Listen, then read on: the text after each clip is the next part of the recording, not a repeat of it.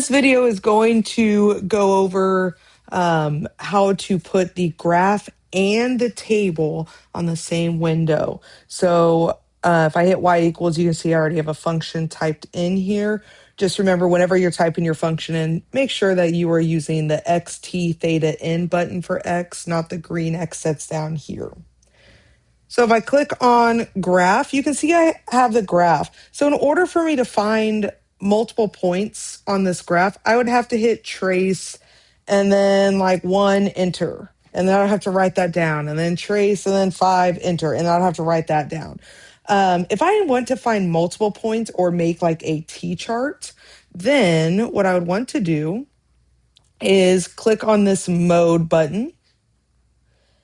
And over here, above fraction type, so it's kind of the last row before it starts getting blue text, you can see it says full, horizontal, or graph table.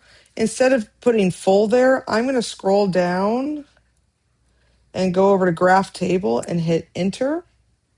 And then if I do second quit, now I can hit graph, and you'll see not only do I have the graph here, but I also have my T-chart over here, which is really useful if you are needing to find multiple outputs for multiple inputs.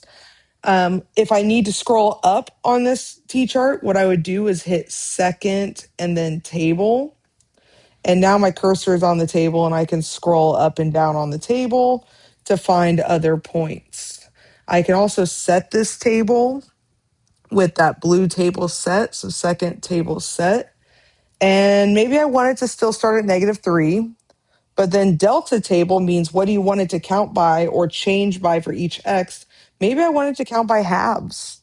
And so then if I hit second table again, I still have my graph and my table, but now instead of counting by integers, it's counting by halves. And so whatever you need it to count by, you could set it there.